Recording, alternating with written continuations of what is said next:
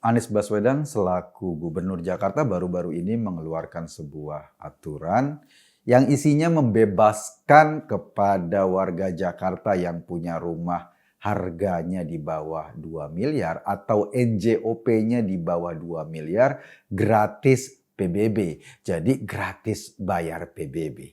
Sampai di situ kita tentu saja mengapresiasi ini langkah yang cukup bagus karena memang masyarakat Jakarta yang rumahnya tidak mewah-mewah banget nggak perlu lagi bayar PBB. Tapi ada satu hal yang bikin gua mengernyit, bikin kepala gua jadi bingung. Ketika dia meluncurkan kebijakan itu ada sebuah statement yang seru. Katanya kebijakan itu dikeluarkan karena kita tidak ingin warga Jakarta terusir. Dan statement berikutnya, ini adalah cara pandang baru untuk menerapkan kebijakan pajak di Jakarta. Bahasa tepatnya, kata Anies, ini perubahan paradigma, perubahan mindset yang kita terapkan di Jakarta. Kalau kita lihat dua statement ini yang mengiringi kebijakan tersebut, kita tentu harus mikir-mikir. Anies bilang ini perubahan mindset, perubahan paradigma. Seolah-olah paradigma itu baru berubah sekarang. Artinya pemerintah sebelumnya nggak melakukan itu. Bro, salah bro. Pak Jokowi sudah melakukan. Pak Ahok juga sudah melakukan. Artinya paradigmanya diubah udah periode yang lalu, bukan cuma baru-baru ini aja. Gue kasih gambaran nih ya. Memang pada era Pak Jokowi, kebijakannya bukan menetapkan untuk rumah dengan NJOP tertentu. Pembebasan PBB itu ditetapkan misalnya untuk pensiunan TNI, pensiunan PNS, orang-orang yang dianggap punya jasa terhadap negara, tetapi berat bayar PBB, itu yang ditetapkan. Lalu pada zaman Pak Ahok, itu berubah lagi kebijakannya. Bukan cuma pensiunan-pensiunan itu saja, atau para orang-orang tua yang kebetulan punya rumah dan gak sanggup bayar PBB, Pak Ahok menetapkan rumah yang NJOP-nya di bawah 1 miliar, itu juga dibebaskan PBB-nya.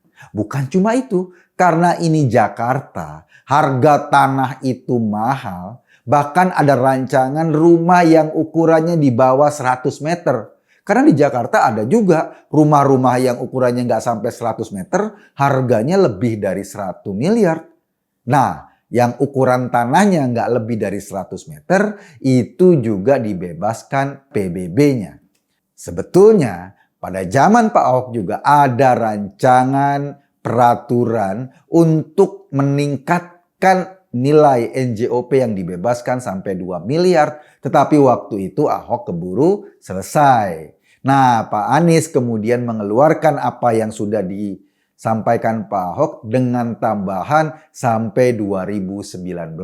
Jadi kebijakan tentang pembebasan NJOP rumah dengan harga maksimal 2 miliar itu dilakukan pada zaman Pak Ahok. Pak Anies tinggal lanjutin.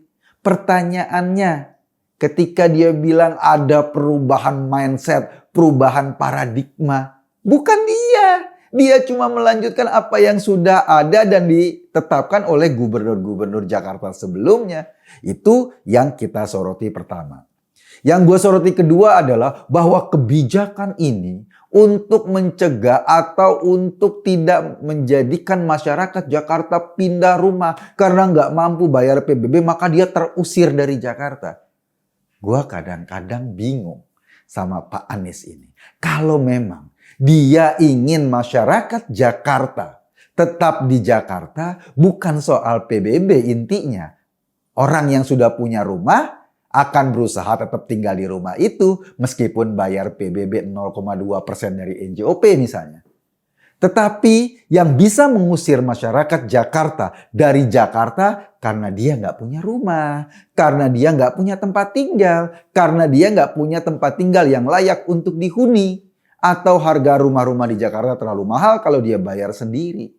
Karena logika itu misalnya dulu Pak Ahok mencari jalan keluar. Bagaimana masyarakat Jakarta tetap bertempat tinggal di Jakarta kalau dia nggak mampu beli rumah, kalau dia nggak mampu bayar rumah dengan harga yang mahal, dicarikan jalan keluar yang baik. Dia bangun rumah-rumah susun, memang sewa, tapi sewanya sebulan cuma 180.000 perak. Yang paling gede 360.000 perak sebulan. Dan dia bisa sewa seumur hidup. Bedanya cuma nggak bisa dijual belikan. Dengan harga segitu, Rp180.000 satu bulan, akhirnya masyarakat di pinggir-pinggir kali itu bisa dipindahkan ke rumah susun dengan bayar sewa yang sangat murah. Dia tetap bisa tinggal di Jakarta, bisa beraktivitas di Jakarta, bisa menikmati seluruh fasilitas Jakarta. Bedanya mungkin dia nggak bisa jual beli rumahnya, dia cuma bisa menempati. Karena persoalannya bukan soal punya aset rumah atau tidak. Persoalannya adalah bisa tinggal di Jakarta dalam hunian yang layak atau tidak dengan harga yang terjangkau. Itu yang dilakukan Pak Ahok sehingga kemudian banyak warga di pinggiran-pinggiran kali yang mungkin penghasilannya di bawah UMR cuma sekedar ala kadarnya bisa bayar sewa 180.000 atau 100 atau 360.000 maksimal. Beda kebijakannya sama Pak Anies. Pak Anies melihat problem di Jakarta itu bukan soal rumah tempat tinggal, tapi rumah sebagai aset. Kalau rumah sebagai aset harus beli, harus membayar. Kalau harus membayar dan nggak punya uang cash, harus pinjam dari bank. Kalau pinjam dari bank, maka syaratnya harus punya penghasilan tertentu. Itulah dia bangun rumah dengan konsep DP 0%. Siapa yang bisa dapetin rumah DP 0% adalah warga Jakarta yang punya gaji 7 juta. Yang punya gaji katanya 14 juta rupiah sebulan. Lo bayangin berapa banyak warga Jakarta yang punya gaji 14 juta sebulan. Dari target 200.000 unit, rumah DP 0% yang terrealisasi nggak sampai 1.000 unit. Kabarnya cuma 0,6%. Kalau konsep itu tidak terrealisasi, artinya Pemda Jakarta pada zaman kepemimpinan Pak Anies Baswedan tidak menyediakan tempat tinggal yang layak bagi masyarakat miskin Jakarta. Kalau masyarakat miskin Jakarta nggak punya tempat tinggal yang layak, otomatis pilihannya cuma dua. Mereka menggelandang di Jakarta, tinggal di rumah-rumah yang tidak sehat, atau keluar dari Jakarta. Itu Pak Anies yang namanya terusir dari Jakarta seperti yang Anda katakan.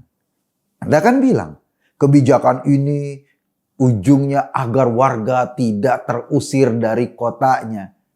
Justru kebijakan ini mah ya oke, ada keringanan PBB. Tetapi yang membuat orang terusir dari Jakarta adalah ketika dia tidak punya tempat tinggal. Kalau sudah punya tempat tinggal, bayar PBB. Berat mungkin tetapi ya nggak akan terusir. Tapi kalau tidak punya tempat tinggal, itu yang terusir. Kalau program rumah DP 0% itu nggak jalan, dari 200.000 unit target cuma sekedar nggak sampai 1% realisir. Artinya penyediaan rumah tinggal dengan harga terjangkau di Jakarta buat masyarakat miskin nggak ada. Toh untuk dapetin rumah DP 0% harus punya gaji 7 juta atau 14 juta satu bulan. Nah, bagaimana kalau ada warga Jakarta yang penghasilannya cuma ngepas UMR 4 jutaan? Gimana kalau warga Jakarta yang penghasilannya di bawah UMR? Siapa yang mikirin rumah untuk mereka? Siapa yang mikirin tempat tinggal yang sehat buat mereka? Mestinya Pemda pikirin itu. Karena kalau itu nggak dipikirin, mereka sama saja diusir dari Jakarta. Itu maknanya. Yang kedua yang gue tangkep kayak gitu. Terus kenapa sih Anies kalau bikin kebijakan selalu membanding-bandingkan dengan yang lain? Ojo dibanding-banding kayak kata Farel. Tapi dia selalu membentur-benturkan. Seolah-olah kebijakan yang lalu itu mengusir warga dari Jakarta dan kebijakan dia yang menggratiskan PBB yang NJOP-nya di bawah 2 miliar itu menjaga agar warga Jakarta tidak terusir. Itu lompat Pak Anies. Yang pertama, kebijakan itu bukan cuma di zaman Pak Anies.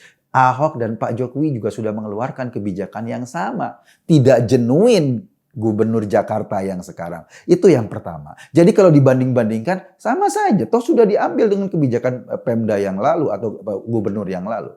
Yang kedua, dengan membanding-bandingkan seolah-olah selain Jakarta di bawah Gubernur Anies, yang lainnya zalim, yang lainnya mengusir masyarakat dari kotanya karena tetap menetapkan PBB. Ya nggak gitu-gitu juga kali.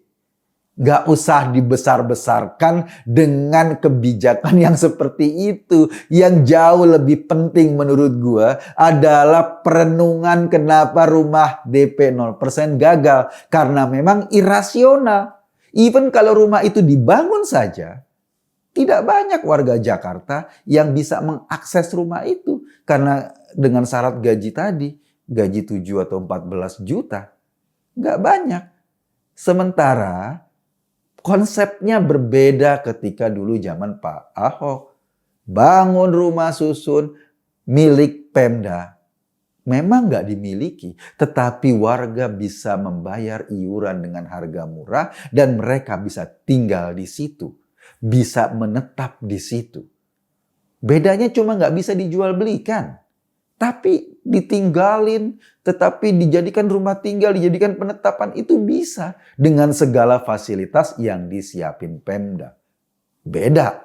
Kalau dengan konsepnya Pak Anies bisa dijual belikan, tetapi berapa banyak orang yang bisa akses? Nggak banyak. Akibatnya apa? Orang-orang miskin tetap nggak punya rumah. Orang-orang yang selama ini tinggal di pinggir-pinggir kali tetap tidak bisa tinggal di tempat yang layak.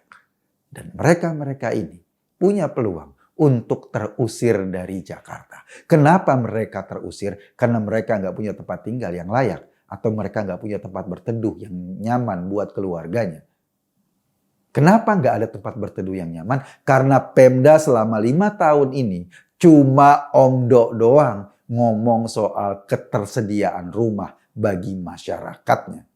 Padahal itu adalah program ketika dulu waktu kampanye digembar-gemborkan. Seolah-olah bagus, seolah-olah mentereng. Ujung-ujungnya nggak jalan. Karena irasional, karena memang tidak mengikuti logika yang wajar, karena emang cuma mau beda saja dengan pendahulu sebelumnya. Padahal, ya itu tadi. Gue sih nggak bermaksud membanding-bandingkan. Tetapi statementnya Pak Anies juga sudah membanding-bandingkan. Ya terpaksa gue lakukan perbandingan yang tidak apple to apple ini. Seperti membandingkan antara apel dan kuaci. Gak ada hubungannya, gak ada bandingannya. Kalau lo makan apel sehat, lo makan kuaci kebanyakan, bibir lo jontor. Gue Kak Gun tadi hanya mengajak Anda berpikir, kesimpulannya ya terserah Anda. Terima kasih.